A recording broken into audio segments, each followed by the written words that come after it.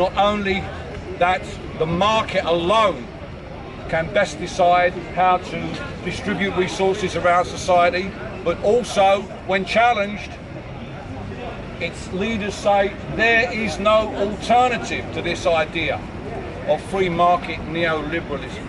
As a result of this, the individual citizen no longer has a sense of agency over their lives, over their place in society, but also within the economy.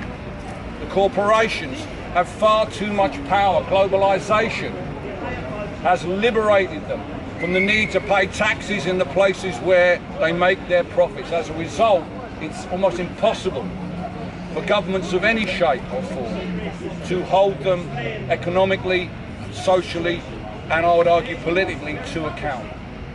The second great challenge we face is the challenge of climate change, and that clearly is a crisis for accountability, because we as individuals have to play a role in trying to save the planet, but it is the power of corporations, of institutions, of nations that can really do something about the way that the climate is changing. It shouldn't be left to a 16-year-old from Scandinavia to take charge of a campaign to save our planet. We must all be involved. We must all be trying to hold those in power, economic power and political power, to account. The third great challenge that we face is automated decision making. The ability of algorithms to decide whether or not you're worthy of credit of any sort, not just economic credit, but of any sort, is a huge crisis of accountability, because whoever has programmed this algorithm may not be compatible with who you are as an individual. So do we surrender ourselves to the power of algorithms and attempt to match their conception of who we should be, or do we stand on our own individualism? Who will police the bias within the algorithm?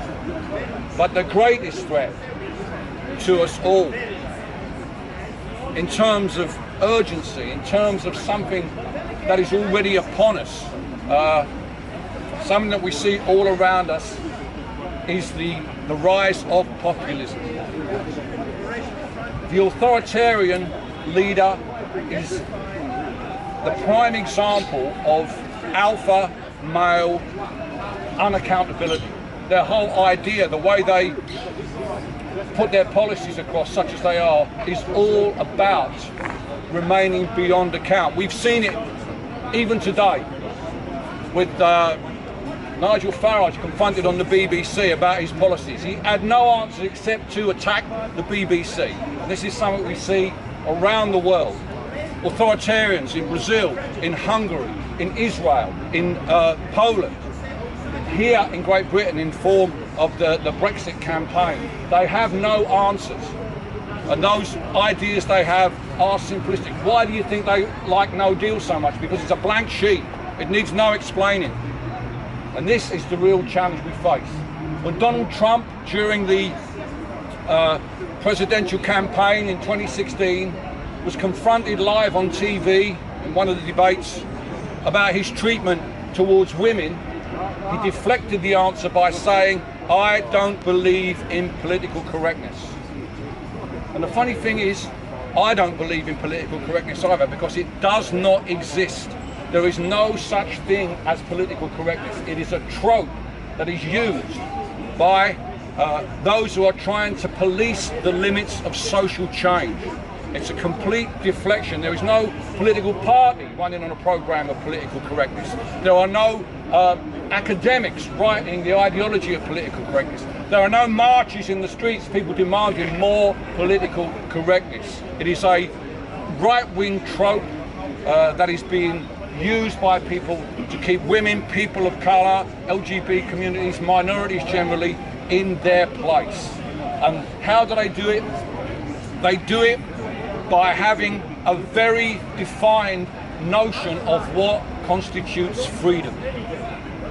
As far as the right are concerned, freedom is only the liberty to say what you want to say, whenever you want to say it, to whoever you want to say it to, with no comeback. Now, if that is the definition of freedom, then it is not Martin Luther's I Have a Dream speech that we should look to as the exemplar of emancipation, but the Twitter feed of Donald Trump.